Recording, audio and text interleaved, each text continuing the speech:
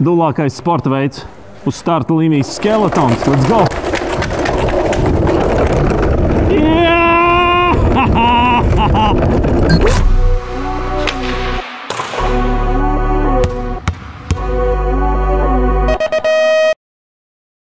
Es nezinu. Ar katru reizi kļūst arvien trakāk. Šodien uz starta līnijas būs sporta veids, es nezinu, dulls sporta veids. Ziemā, tad, kad mums ir vienkārši kalniņš, un tu ar savu padteni kaut kur slidinies lejā, un ja tev sagriežās, ka tu slīdi lejā ar galvu, tad ir teiciens, ka tu ej lejā dukurā. Ja? Nu tad, dāmas un kungi, šodien uz starta līnijas skeletons. Nu ko, lai mestos visā šajā piedzīvojumā iekšā, laiks satikt manu treneri Ivo. Čau! Čau! Čau! Klau, es baidos līdzīgi, kā es baidījos pirms boksa un regbija. Divi sporta veidi, kas bija biedējoši, un manuprāt, šis ir arī viens no biedējošākajiem sporta veidiem. Manuprāt, kurš skatās. Kas tagad notiek? Tagad iegriež špūrīti. Špūrīti? Iztīri špūrīti, tad uzlies, tad atkal iztīrīts, lai visu to. Regbijs un boks biedējoši no malas, man vismaz tā likās. Skeletons, come on, ar galvu pa priekšu. Tev ir visas iespējas, kā no kalna lejā vai no parēne braukt lejā, bet tu izvēlies ar galvu pa priekšu. Tāpēc, ka tas ir ļoti droši, tev ir ķivera galvā. Nopietni! Tu esi kontrolētā vidē, un tev ir top treneri no Latvijas. Viss kārtībā. Nē, tam es ticu, jo mēs braucām garām un redzējām kamaniņas arī. Ja? Un tu teici to, ka, īstenībā ar kamaniņām ir bīstamāk. Kamaniņas ir daudz bīstamāks, tāpēc, ka viņiem smaguma centrs augstāk, vieglāk apkrist. Skeletons droši, smaguma centrs lejā, pie ledus ļoti tuvu un ļoti labi visu var redzēt, jo tev seja turpat ir pie ledus. Kā tu nonāci skeletonā? Skatījos Soči olimpiādi, domāju, Martins un Tomas brauc. Reāli vienkārši izskatās, arī gribu uz olimpiādi. Pieteicos, atnācu uz atlasi. Jā, protams, nekas no tā nebija vienkārši. Pašam uz olimpiādi nesanāca kvalificēties, ļoti sarežģīti, bet ļoti aizraujoši un labākais mans dzīves lēmums. Bet tad, kad tu redzēji skeletonu no malas un teici un nodomāji, šis ir vienkārši, es to varu darīt, tev bija iepriekšējās priekšzināšanas kaut kādas? Nē, man nebija nekādas priekšzināšanas. Es mācījos Muļāņu sporta ģimnāzijā, es nodarbojos vieglatlētiku, tieši tāpēc arī likās tik vienkārši. Man bija klases biedri, kas nodarbojās ar kamaniņu braukšanu, un man vienmēr likās, kas tur ir par trasi nobraukt. Tad, kad es pats te tiku, tad es sapratu, ap ko lieta grozās. Skeletonā galvenais uzdevums? Starts. Ātri uzskriet, mobilizēties startā, uzlikt un nomierināties. To visu atstāt aiz muguras un pārslēgties režīmā, ka tu ļaujies tā plūstoši visām kustībām un darbībām. Nav nevienā brīdī galvenais uzdevums izdzīvot, ja? jo man šķiet, ka tad, kad jūs esat traki, jo jūs ieskrienaties un tad sākās tas trakums, tad sākās tā izdzīvošana, virāžas lielāka, mazāka. Mēs visu darām pakāpeniski. Tad, kad mēs nesākam no trases augšas, mēs sākam no vidus vai zemāk, un ķermenis tev pierod. Protams, sākumā ir tās situācijas, kad viņš tā kā instinktīvi saka, ka viņš grib ārā un es gribu prom no šejienes. Ir bijuši arī, starp citu, 2 gadus atpakaļ bija Slovāku skeletonists Lillehammerē izlec pustrasē ārā no skeletona, kas ir ļoti slikta ideja. Bāc, kāpēc? Tieši tā, ka tev tas instinkts pārņem, ka tev ir bail, ka tu vienkārši gribi tikt ārā, bet mēs to visu darām pakāpeniski, tu lēnām pierod, un tad jau, kad tu brauc no augšas, tad tu vienkārši mēģini pēc iespējas ātrāk uzskriet, pēc iespējas ātrāk nobraukt. Kādiem fiziskiem dotumiem ir jābūt, lai varētu nodarboties ar skeletonu? Jābūt ir tātad vispusīgi fiziski attīstītam, jo starta ieskrējienā pilnīgi visu ķermeni izmanto un ir asimetrisks ieskrējiens un ar stūrēšanu arī mēs izmantojam gan plecus, galvu, kājas, pilnīgi visu ķermeni. Visideālāk ir, ja tu nāc no vieglatlētikas daudzcīņas, tā varētu teikt, vai arī, ja tu pats pa sevi esi vispusīgi attīstīts. No kāda vecuma būtu vēlams sākt nodarboties ar skeletonu? Vēlams ir, es teiktu, ka ideālais vecums ir 13, 14, kad var sākt iepazīstināt. Agrāk īsti nav jēgas, tāpēc, ka pirmkārtām tehnika nav piemērota, viņi pārsvarā ir būvēti lielāka auguma cilvēkiem, bet tad jau, kad 13, 14, tad mierīgi var drošos apstākļos no zemākas zemākām startvietām sāk braukt, iemācīties. Un mums arī ir sportisti, kas ir tieši tikko nesen pievienojušies, aizrautīgi jau grib darīt un arī sanāk. Parunājam par ekipējumu, jo šķiet, ka šis nav tā vienkārši. Mums ir bumba, un to bumbu var gan aiz slinkuma pasist ar kāju, var padauzīt kā volejbolu, kamanas un apavi un viss pilnais ekipējums. Vai varam no kājām līdz galvai iziet cauri un arī cik tas maksā? Kas sākās, pats pamats ir, tā kā tu teici, no pēdām. Viss sākās ar naglnēm. Šīs jau ir cieši palietotas, un viņām ir priekšpusē metāla nagls. Reāli reālās. Tā kā tādi ļoti, ļoti daudzi īleni. Jā, tieši tā. Tā ir apmēram 280 līdz 300 gabali tāds nagls. Ja nemaldos, viens šāds pāris maksā no 250 līdz 350 eiro. Jaunas?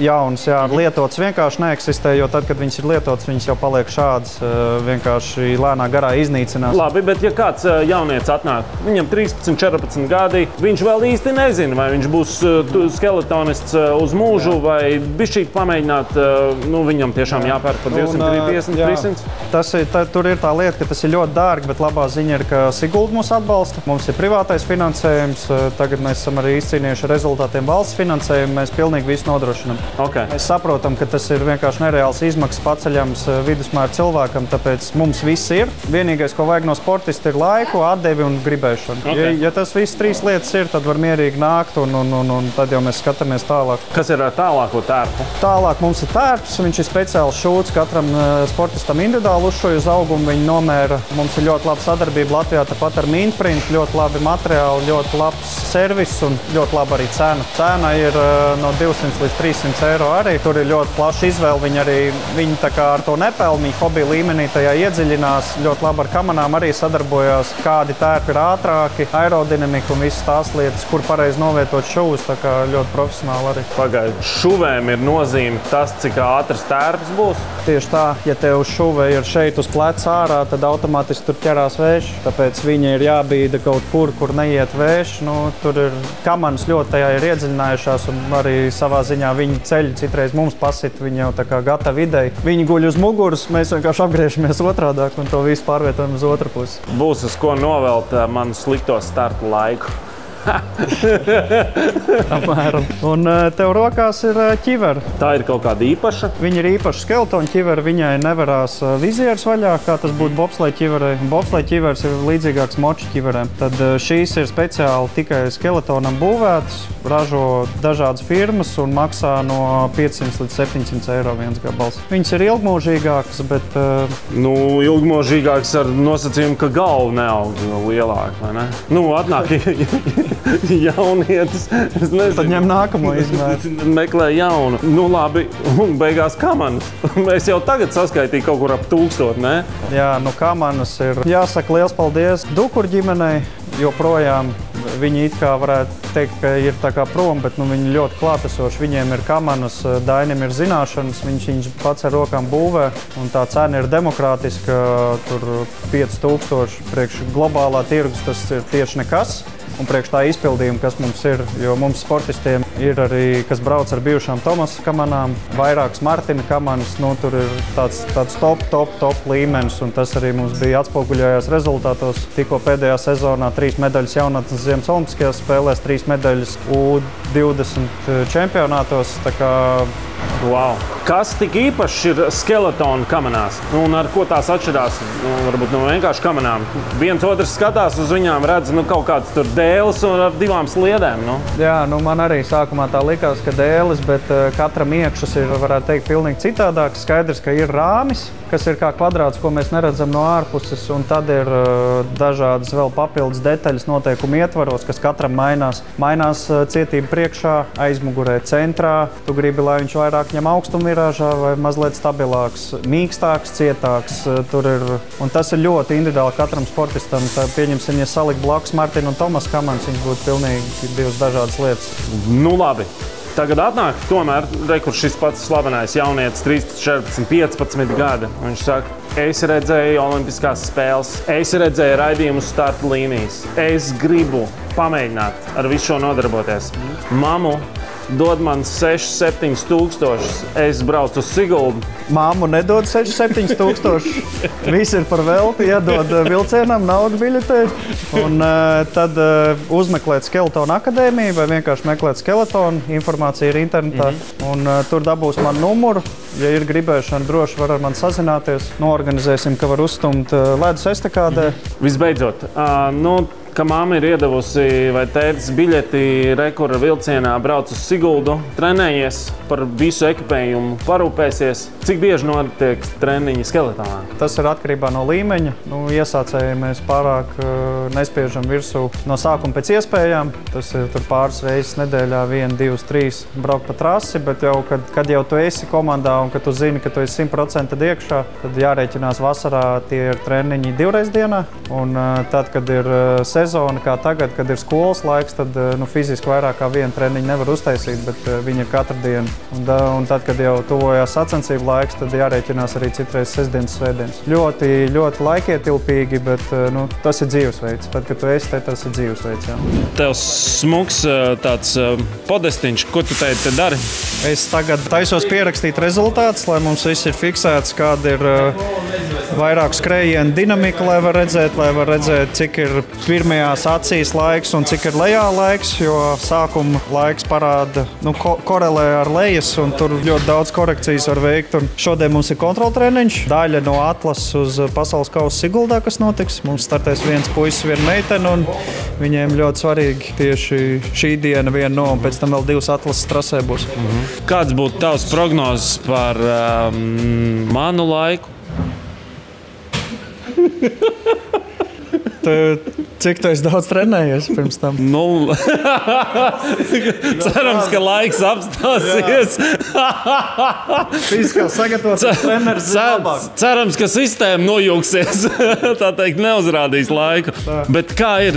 Tādi kaut kādi vienkārši, tādi kādi es, piemēram, ierodās un kaut ko grib panākt. Kāda ir tā atšķirība starp tomēr jauniešiem, kuri ir nodarbojušies ar to gadiem jau? 1,5–2 sekundes startā tas ir. Un, ja mēs pārnestu uz trasi, tad trases lejasdaļā tas būtu 8 sekundes. Un ko nozīmē Skeletonā 8 sekundes? Tas ir Žiguls un Lamborghini. Okay. Es esmu Žiguls.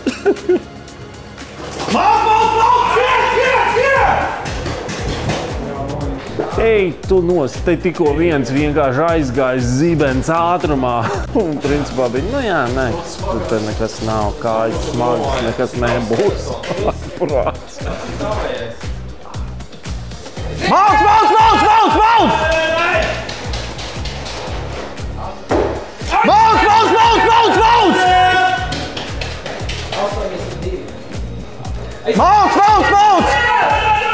Pirmais solis vienkārši tik tukšs.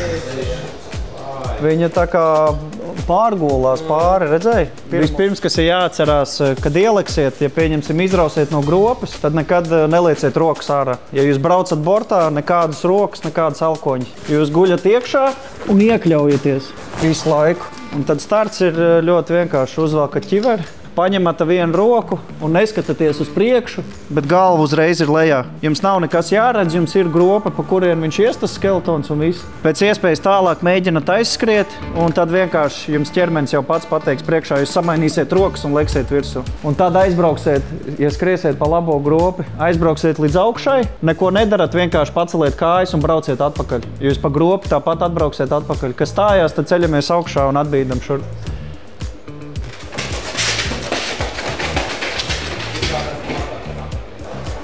Mauc!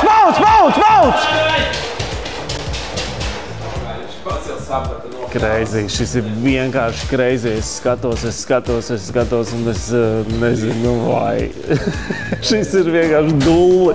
Šis ir ļoti dullielis, bet es it kā esmu gatavs, bet es neesmu gatavs. Es nezinu.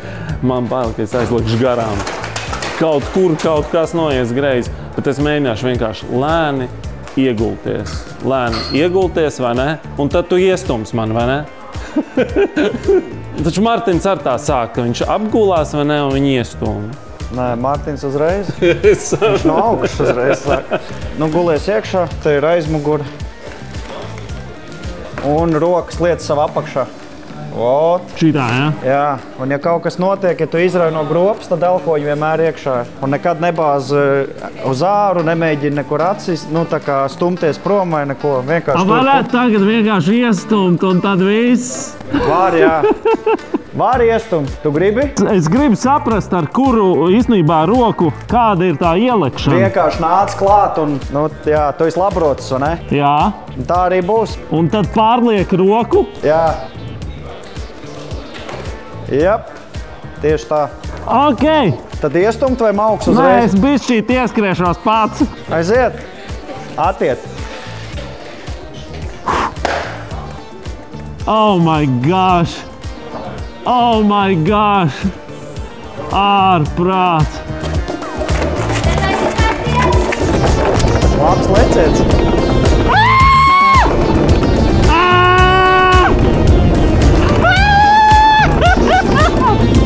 Ej, tu nos!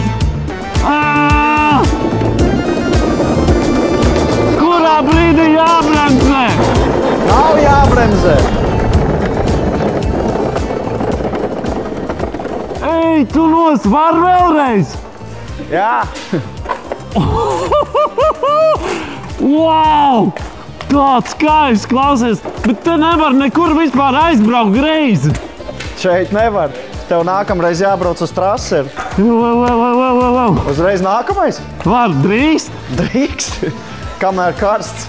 Nenormāli patika, vienkārši tā, ka sākumā ir baigais mīziens, bet iepatīkās. Es saprotu, kāpēc viņi te ir vēlā vakar stundā. Nu ko, 3, 2, 1. Jē, šito var darīt dienu un nakti.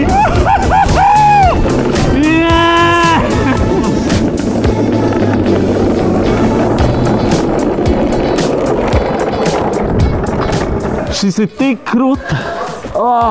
Draugi, šis ir aizraujoši. Jaunieši, tīpaši Siguldas pusē un pat ne Siguldas pusē. Atbrauciet, te viss tiek sarūpēts. Iedos gan skeletonu, gan visu ekipējumu, viss, kas ir nepieciešams, lai šo te trenētu. Un es redzu, kādu azartu viņi gūsti. Tīpaši, ja tev vēl sāk reģistrēt laiku. Tu esi labāks, ieleciens, tehnika, eksplozivitāte. Tas viss ir kombinācija, kas ir nepieciešama, lai būtu izcils un labs skeletonists.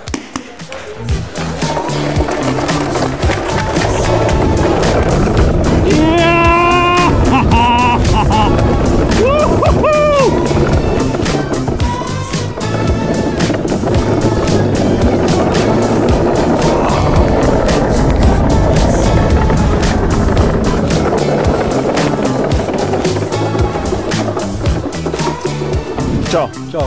Klausies, kāpēc tu izdomāji nodarboties ar skeletonu un cik ilgi tu nodarbojies ar skeletonu? Es izdomāju nodarboties ar skeletonu, tāpēc, ka es jau biju maziņš. Man bija 10 gadi, skatījos, kā Martins Dugurs brauc. Un tas man likās ļoti interesanti. Un arī viss, kas man ir saistīts dzīvē, baigi uz emocijām. Un skeletonā man baigi daudz adrenalīns nāk klāt. Tas ātrums un bīstamība un smagums, viss ir baigi labi. Kā bija tev, kad tu pirmo reizi brauci ar skeletonu, ar galvu pa priekšu? Es teikšu tā, uz dzīvību un nāvi. Tu neko nesaproti, tev iesēdini tajā kamanā un tu brauc, un tu būs kā būs. Vai tu iepriekš biji kādos citos sportos iesaistīts un tu tomēr redzi, tu tagad esi skeletonā? Kā bija pārējie? Es esmu gājis diezgan daudz sporta veidos. Es sāku ar futbolu, tad bija kalnu slēpošana, tad es pārgāju kamaniņām, bet uz orientēšanos, un tad jau es atnācu uz skeletonu. Tā kā visu dzīvi esmu sportojis, un tad skeletonu šobrīd esmu ļoti apmierināts. Kas ir pats svarīgākais tavuprāt skeletonā? Nebaidīties, būt pašpārliecinātam un salikt visu galvā, jo tomēr beigās tur trenēties, cik tu gribi, bet ja tev galvā nesliksies, tad nekas nesanāks. Tad, kur treneris teica, svarīgākais ir starts, un tad tikai aizmirsti visu un laidies lejā un tā. Bet tas, ko redz no malas cilvēks, viņš redz to, kā viens uz mazas ragaviņas, teiksim tā, vienkārši galva pa priekšu cenšas neizlidot ārā no trases. Šis ir tās tā specifiski skeletonā, ka tev ir pirms starta ritīgi jāsatracinās, lai iemauktu to startu, bet tajā brīdī, kad tu iegulies, tev jābūt vienkārši brīvam. Tu nedrīkst kustēties, tev ir maksimāli mierīgi jāguļ. Tas ir tas, ko es teicu pa galvu, tev jāsastāds galvu, lai varētu to izdarīt. Kā stūrē skeletonā? Principā tu vēji to skeletonu, tu stūrē gan ar plecu, gan ar celi. Piemēram, kur virāžu pa labi, tu viņu iegriezīs šitā te. Tu to skeletonu tā vērp, un tad viņš arī pagriežās. Pabeidz teikumu. Kad es sāku, man neviens neteica, ka... Kad es sāku, man neviens neteica, ka būs tik labi, ka būs tāda bauda no tā. Kāda ir tava mērķa skeletonā? Olimpiāde, protams, zelts, kā jau visiem sportistiem. Un es arī uz to iešu un centīšos visu, ko es varu. Pilnu banku likšu iekšā. Super. Es ticu, ka sanāks. Labi. Forši.